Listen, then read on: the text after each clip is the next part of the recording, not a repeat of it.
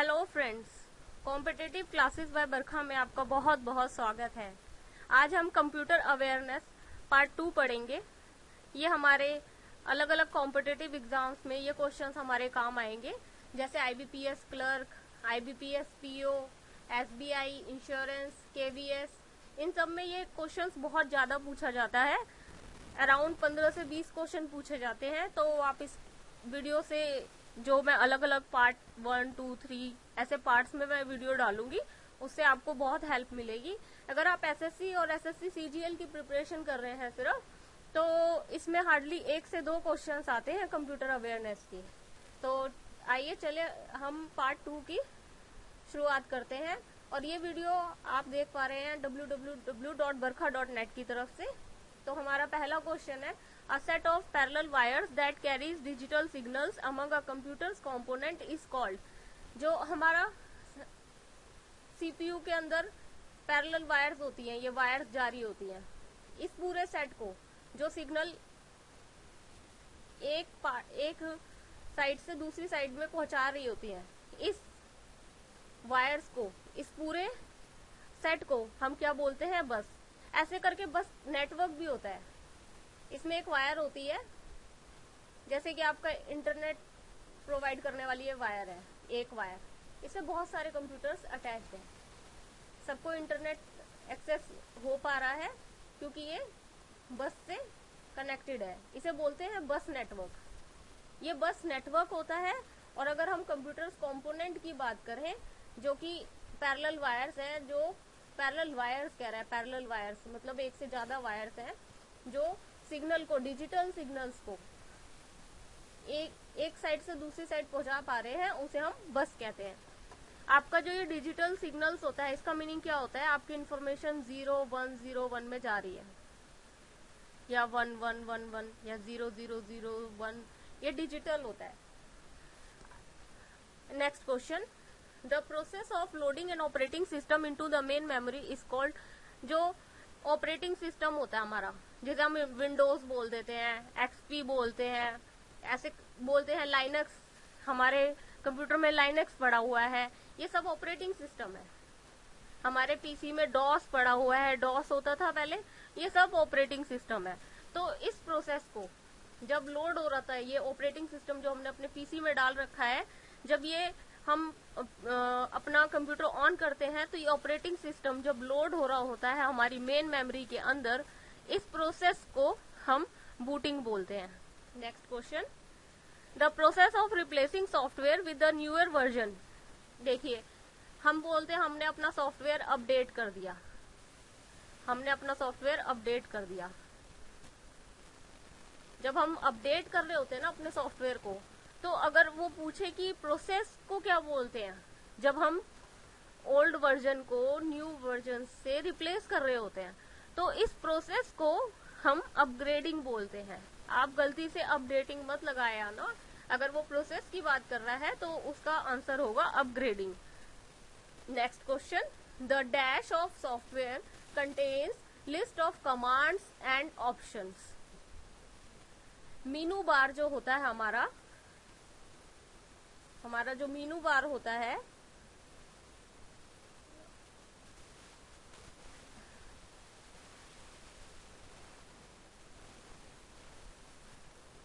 हमारा जो ये मीनू बार होता है, जब हम आप वर्ड की शीट खोलेंगे तो यहाँ पे मीनू बार होता है, यहाँ पे ऐसे करके, इसमें आप, ये होता है मीनू बार। तो इसमें क्या होता है? मीनू बार में list of commands and options होता है। आप फाइल देखेंगे, यहाँ पे एडिट देखेंगे, ये सब list of commands and options होता है। तो इसको क्या बोलते हैं? इस बार को menu bar. Next question, the IC chip used in computers is made of. जो आईसी चिप्स होते हैं, आईसी चिप्स जो कि जिस पर हमारा पीसी काम कर रहा होता है, जिसकी वजह से, तो वो किस चीज से बनी होती है? सिलिकॉन से। Next question, operating system of a computer. अब ऑपरेटिंग सिस्टम लोड हो गया हमारे पीसी में। अब इसका काम क्या है? हम ऑपरेटिंग सिस्टम क्यों लोड कर रहे हैं? ऑपरेटिंग सिस्टम हमारा सिस्टम सॉफ्टवेयर होता है, और ये क्या करता है? ये लेयर प्रोवाइड करता है यूजर फ्रेंडली इंटरफेस प्रोवाइड करता है। ये हार्डवेयर और सॉफ्टवेयर को कम्युनिकेशन करने में हेल्प करता है। ये रिसोर्सेज को मैनेज करता है। Next question, the advantage of using a spreadsheet is, spreadsheet मतलब एक्सेल। आपने ये एक्सेल खोला, ऐसे आपके पास एक टेबल कहेंगे या बहुत सारे सेल्स वाला ये एक विंडो खुल के आ जाता है, ये एक्सेल शीट, इसे स्प्रेडशीट भी बोलते हैं। तो इसका एडवांटेज क्या है, एक्सेल की जरूरत क्यों पड़ती है? इसमें आप calculation can be done automatically, इसमें काफी सारे फंक्शन भी दिए होते हैं और वैसे भी कैलकुलेशन आपने अगर एक फॉर्मूला लगा दिया इक्वल टू करके, जो भी यहाँ पे फॉर्मूला लिखेंगे उसके बेस पे वो ऑटोमेटिकली कैलकुलेशन करता रहता है। आपने जैसे यहाँ पे डिजिट 150 लिखा था और आपने उसे चेंज कर दिया 160 कर दिया, तो नीचे जो कैलकुलेट होकर आएगा वो 160 के हिसाब से आएगा। अगर आप कुछ भी चेंज करते हैं और उसमें अगर आपने फॉर्मूला लगा रखा है तो वो नीचे भी चेंज होता जाएगा। तो ये क्या करता है, कैलकुलेशंस को ऑटोमेटिक कर देता है। Changing data automatically updates calculation, जो मैंने अभी बताया, आपने ये चेंज किया 150 को 160 कर दिया तो ऑटोमेटिकली क्या होगा, आपका जो आंसर होगा वो 160 के हिसाब से आ जाएगा। मोर फ्लेक्सिबिलिटी, ये बहुत ज्यादा फ्लेक्सिबल होता है। अगर आपने अभी तक यूज नहीं करके देखा है, आप यूज कीजिए इसको, कहीं ना कहीं आपको काम आएगा। Next question, a network of geographically distant computers and terminals, terminal भी कंप्यूटर को ही बोलते हैं। तो a network of geographically distant computers, इस नेटवर्क को क्या बोलते हैं, वैन, वाइड एरिया नेटवर्क। कई बार इसकी फुल फॉर्म भी पूछ ली जाती है, कई बार यही क्वेश्चन आ जाएगा। इससे जो एक बिल्डिंग के अंदर होता है वो लैन होता है, local area network. Next question, what is the difference between the internet and the world wide web? Internet और वर्ल्ड वाइड वेब में क्या डिफरेंस है? वर्ल्ड वाइड वेब, जो आप www लिखते हो अपने ब्राउजर पे, उसमें और इंटरनेट में क्या डिफरेंस है? The internet is the physical network of global computers. ये इंटरनेट क्या है, फिजिकल नेटवर्क्स है, बहुत सारे कंप्यूटर्स यहाँ है, यहाँ है, यहाँ है, मतलब ग्लोबली, यानी कि हमारे पूरे अर्थ पे ऐसे कंप्यूटर्स हैं। क्या है ये? उसका नेटवर्क है, यानी कि किसी न किसी तरीके से एक दूसरे से जुड़े हुए हैं। जबकि world wide web www is many hypertext documents distributed globally over many computers. ये हाइपरटेक्स्ट डॉक्यूमेंट्स होते हैं। जैसे आप अपनी साइट्स, कोई साइट्स खोलते हैं, आपने बरखा.net खोला, या फिर आपने सोर्स कोड हब खोला, या ssc.nic.in खोला, या ibps.in खोला, ये सब वर्ल्ड वाइड वेब है। ठीक है। Next question, a modem is necessary if you want to. अब मॉडम क्या होता है? मॉडम की भी अपनी फुल फॉर्म होती है। मॉडम दो भागों में बटा है, मॉड्यूलेटर और डीमॉड्यूलेटर। मॉड्यूलेटर, डीमॉड्यूलेटर, ये क्या करता है? मॉड्यूलेशन करना मतलब आपने जो भी अपने पीसी से एक ईमेल भेजा, वो पहले आपके फोन में जाता है, वो तो मॉड्यूलेशन हुआ। अब जो ये रिसीवर है, इसके भी फोन में जाएगा, फोन से फोन तो हो सकता है ना। और फिर अब फोन से ये क्यों होता है? अब ये फोन से, फिर फोन किससे साथ अटैच होगा? पीसी जिसमें इंटरनेट है। तो यहाँ पे डीमॉड्यूलेशन होगा, ये डीमॉड्यूलेशन होगा, और यहाँ पे मॉड्यूलेशन होगा। तो ये क्यों हो रहा है? देखिए, हमारा जो कंप्यूटर होता है वो डिजिटल सिग्नल्स को समझता है। डिजिटल मतलब 0 1 0 ऐसे फिगर्स, 1 1 0 0। जैसे ए को लिखा जाता है 65 मतलब इसको 0 1 में कन्वर्ट करो तो कुछ फिगर आएगी। अभी मैं ऐसे ही ले रही हूँ कुछ भी। तो ये जो होता है ये डिजिटल सिग्नल होता है। लेकिन जो हमारा फोन होता है वो एनालॉग होता है, एनालॉग। तो ये मॉडेम क्या करता है, जब हम मेल भेज रहे होते हैं तो ये मॉड्यूलेशन करता है, यानी कि डिजिटल को एनालॉग सिग्नल्स में कन्वर्ट करता है। ये एनालॉग सिग्नल्स यानी कि वो एनालॉग मैसेज यहाँ पे दूसरे पीसी जहाँ पे हमें मैसेज भेजना होता है उसके पास जाता है। ये एनालॉग सिग्नल्स होते हैं अभी तक यहाँ पे। जो ये दूसरा पीसी है उसके पास एनालॉग सिग्नल्स है। ये फिर डीमॉड्यूलेशन होगा यहाँ पे। ये फोन से जब दूसरे पीसी में जाएगा ना सिग्नल, तो ये डीमॉड्यूलेशन होगा और यहाँ पे आके हमारा ईमेल रिसीव हो जाएगा। तो हमारा क्वेश्चन अभी है, a modem is necessary if you want to. अब आपको समझ ही आ गया होगा कि इसमें क्या करना होता है, हमें मॉडेम क्यों चाहिए होता है। कनेक्ट टू अदर कंप्यूटर्स और टू द इंटरनेट, ये दूसरे कंप्यूटर से कनेक्शन के लिए चाहिए होता है या इंटरनेट से कनेक्शन के लिए चाहिए होता है। यूजिंग फोन लाइन केबल्स और वायरलेस कनेक्शन। आप ये मत सोचिएगा कि आपका वायरलेस कनेक्शन है तो मॉड्यूलेशन डीमॉड्यूलेशन नहीं हो रहा है उसमें भी। Next question, H1 is an example of.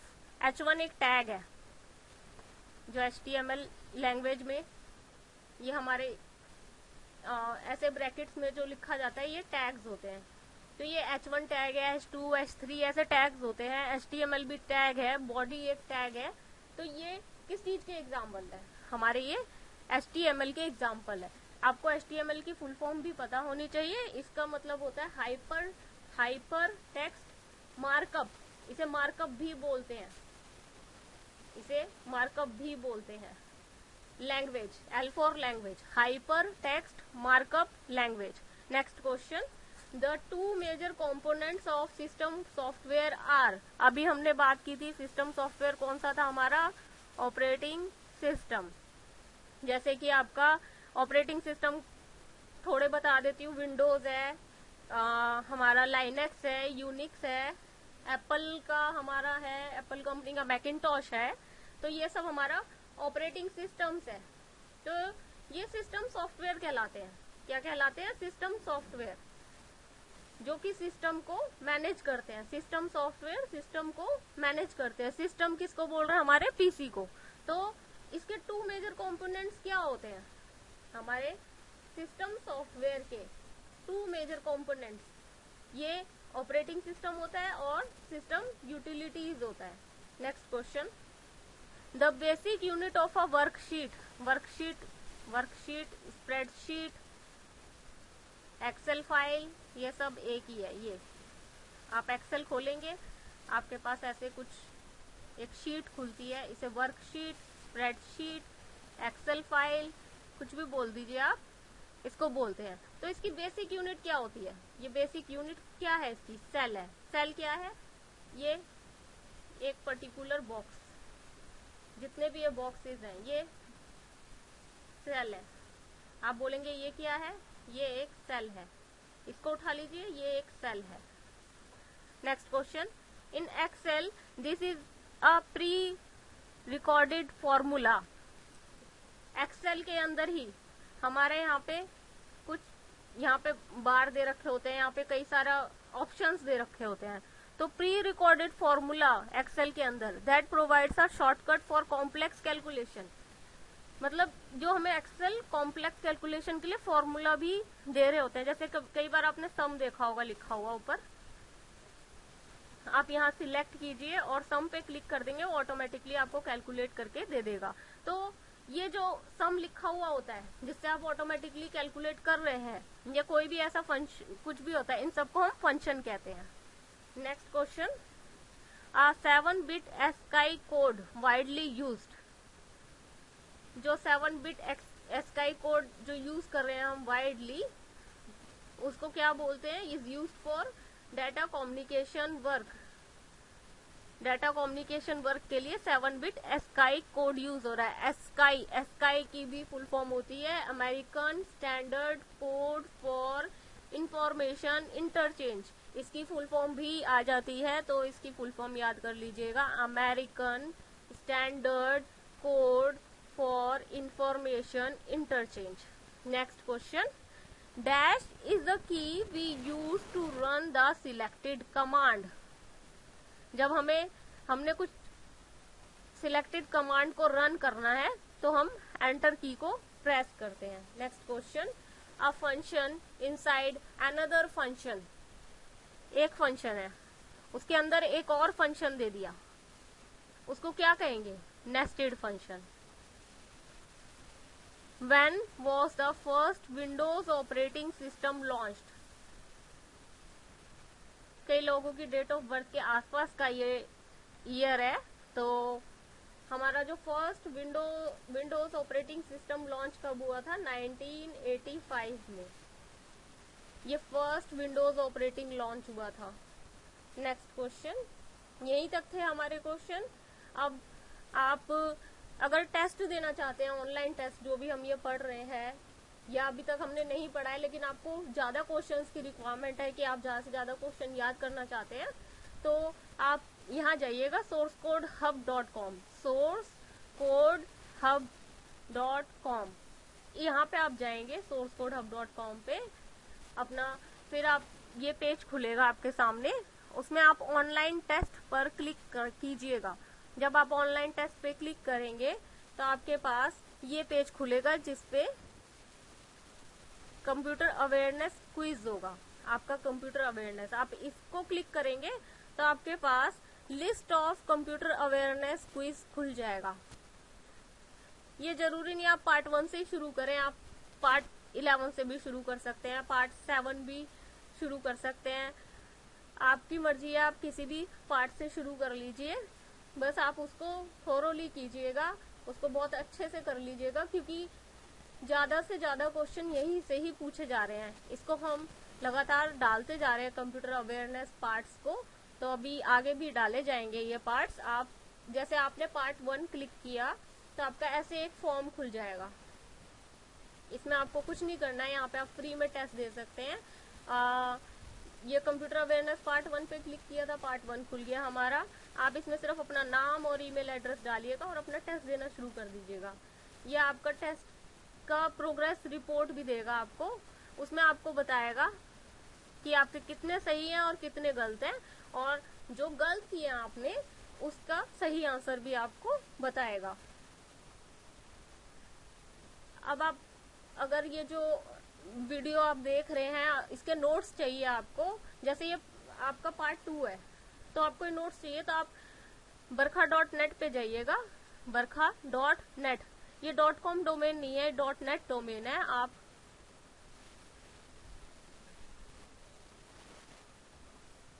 बरखा.net पे जाइएगा। आप इस पे जाएंगे तो ये आपका कॉम्पिटिटिव क्लासेस बाय बरखा खुल जाएगा।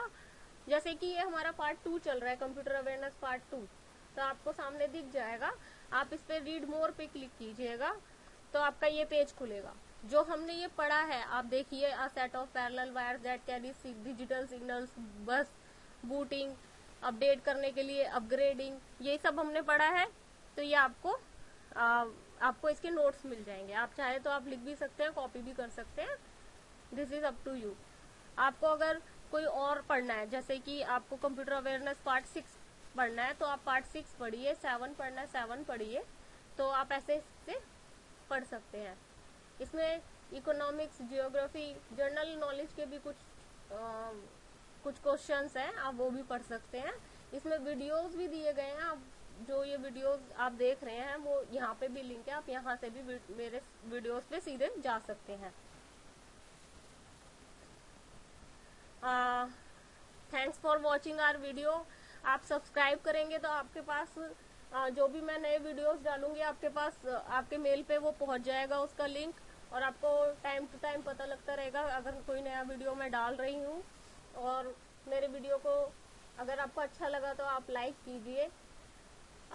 लास्ट में मैं यही बोलूंगी कि आप वो टेस्ट दीजिए, टेस्ट देने से कहीं ना कहीं हमारे अंदर कॉन्फिडेंस आता है कि हम उसको और अच्छा करें।